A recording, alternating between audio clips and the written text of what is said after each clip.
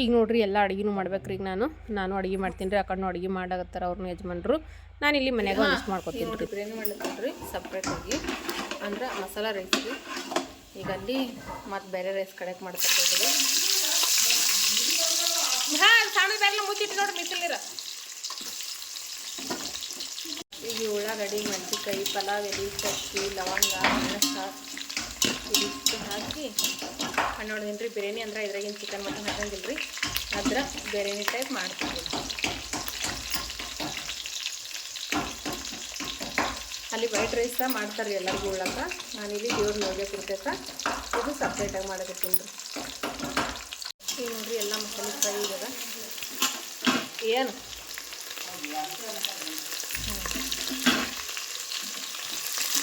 ಕೊತ್ತಂಬರಿ ಪುದೀನ ಹಾಕ್ತೀನಿ ರೀ.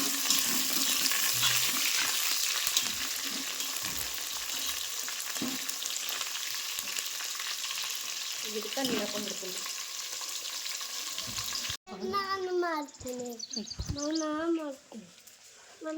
ಹಿಡೀಗ ನಾನೇ ಕಿಟ್ಟಿನ ಹೋಗ್ತೀನಿ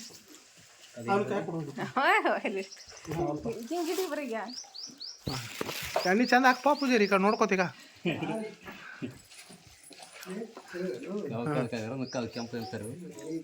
ಟೊಮಾಟೊ ಅದ ನೋಡ್ರಿ, ಇದು ಟೊಮಾಟೊ ಅದ ರೀ. ಹಾಂ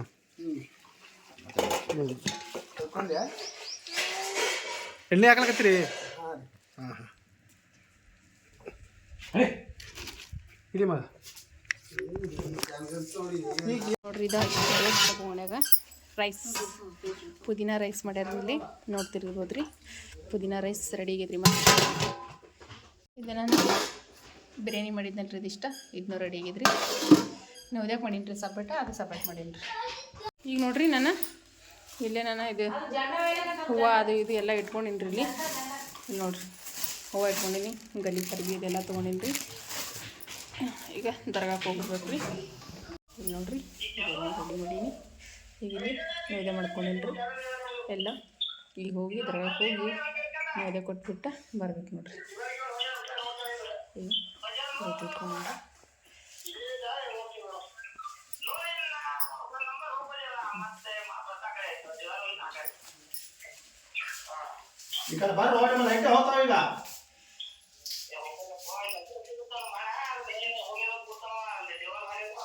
ಈಗ ನೋಡ್ರಿ ನಮ್ಮ ಸಮೂ ಅಂತರ ಜೆಂಡ ಹಿಡ್ಕೊಂಡನ್ರಿ.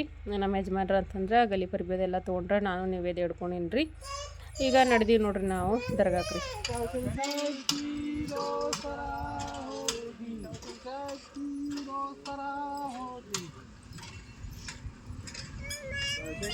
ಬಾ ಬಾ ಬಾ ಮೋ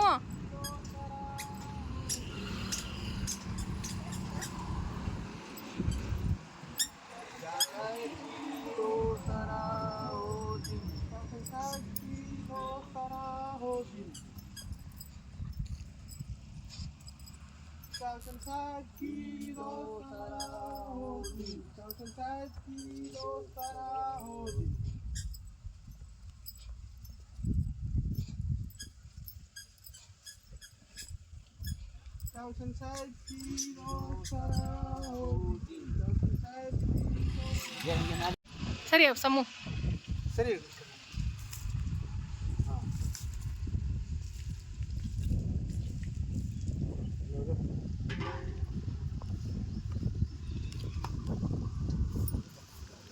दीप हच्चू चिराग लगा अंदर ये खाने भी है, खाने भी है घी का डब्बा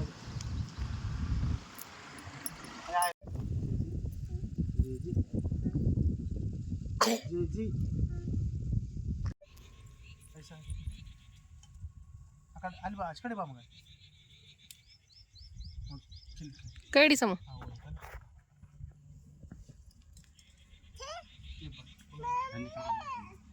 Chausan sai kilo tarahodi, chausan sai kilo tarahodi.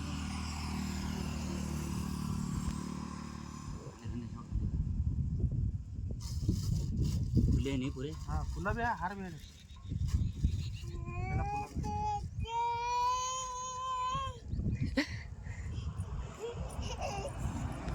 ಅಲ್ಲೇ ಕುಂದ್ರು ಪಪ್ಪಂಬಲು ನೀವು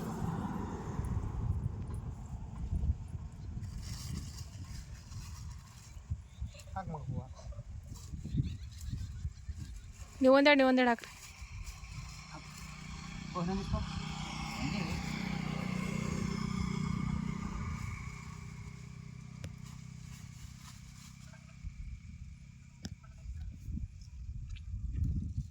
झंडा एर्सिरी दाल पूरे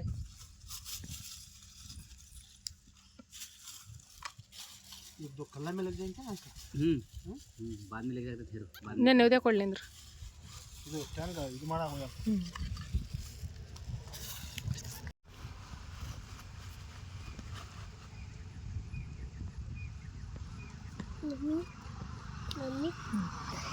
ಈಗ ನೋಡ್ರಿ ದರ್ಗಕ್ಕೆ ಗಲಿ ಪರಿಬಿ ಅದೆಲ್ಲ ಹಚ್ಚಿ ಪಾತಿ ಅದೆಲ್ಲ ಕೊಟ್ಟರು. ಈಗ ಮತ್ತೆ ಮನೆಗೆ ಕರ್ಕೊಂಡು ಹೋಗಿ ಅವ್ರಿಬ್ರಿಗೆ ಊಟ ಮಾಡಿಸಾದ್ಮೇಲೆ ಎಲ್ಲರಿಗೂ ಮತ್ತೆ ಊಟ ಮಾಡೋದು ನೋಡ್ರಿ. ಫ್ರೆಂಡ್ಸ್, ನೀವೆಲ್ಲರೂ ಕೇಳಕತ್ತಿದ ಒಂದೇ ಪ್ರಶ್ನೆ ರೀ. ನಿನ್ನೆ ನಾನು ವೀಡಿಯೋಸ್ ಏನು ಹಾಕಿದ್ನಲ್ರಿ, ಅದಕ್ಕೆ ಏನು ಫಂಕ್ಷನ್ ಮಾಡಿರಕ್ಕ ಅಂತ ಹೇಳಿಸಿಂದ್ರಿ. ಭಾಳಷ್ಟು ಮಂದಿಗೆ ಗೊತ್ತಾಗಿಲ್ಲ ರೀ ನಾವು ಏನು ಫಂಕ್ಷನ್ ಮಾಡಿದೇವೆ ಅಂತ ಹೇಳಿಸಿಂದ್ರಿ. ಫಂಕ್ಷನ್ ಅಂತ ಫುಲ್ ಗ್ರ್ಯಾಂಡಾಗೆ ಮಾಡಿದೆವು ರೀ. ಆದ್ರೆ ಬೀಗರಿಗೆ ಅದು ಯಾರಿಗೂ ಹೇಳಿಲ್ಲ ರೀ ನಾವು. ಯಾಕಂದ್ರೆ ಸಣ್ಣದಾಗಿ ಒಂದು ಫಂಕ್ಷನ್ ಮುಗಿಸ್ಕೊಂಡಿವಿ. ಮತ್ತು ಈಗ ಇನ್ನೊಂದು ಫಂಕ್ಷನ್ ಅದ ರೀ, ಇನ್ನೊಂದು ತಿಂಗಳು, 1.5 ತಿಂಗಳು 2 ತಿಂಗಳು ಒಳಗೆ ಮತ್ತೊಂದು ಫಂಕ್ಷನ್ ಅದ ರೀ. ಅದಕ್ಕೆ ಆವಾಗ ಹೇಳಿದ್ರಾಯ್ತು ಎಲ್ಲರಿಗೂ ಅಂಥೇಳಿ ನಾವು ಯಾರಿಗೂ ಹೇಳೇ ಇಲ್ಲರಿ. ಬೀಗರಿಗೆ ಅದು ಯಾರಿಗೂ ಹೇಳಿಲ್ಲ. ಹಾಗಾಗಿ ನಿಮ್ಗೆ ಅಂದ್ರೆ ಡೈಲಿ ನಾವು ಹಾಕುವಂಥ ವೀಡಿಯೋಸನ್ನು ನೋಡ್ಕೊತ ಬಂದವ್ರಿಗೆ ಗೊತ್ತೇ ಇರ್ತದೆ ರೀ ನಾವು ಏನು ಫಂಕ್ಷನ್ ಮಾಡಿದೇವಪ್ಪ ಅಂಥೇಳಿ. ಹೊಸ್ದಾಗಿ ನೋಡೋದ್ರಿಗೆ ಗೊತ್ತಿರಂಗಿಲ್ಲಲ್ರಿ. ಹಾಗಾಗಿ ಎಲ್ಲರೂ ಕೇಳತ್ತೀರಿ ಏನು ಫಂಕ್ಷನ್ ಮಾಡಿರಿ ಅಂತ. ಯಾಕಂದ್ರೆ ಅದರ ವೀಡಿಯೋಸ್ ಒಳಗೆ ನನಗೂ ಹೇಳೋಕ್ಕೂ ಟೈಮ್ ಸಿಕ್ಕಿಲ್ಲ ರೀ ಏನು ಫಂಕ್ಷನ್ ಅಂತ ಹೇಳ್ಕಿಸಿಂದ್ರೆ.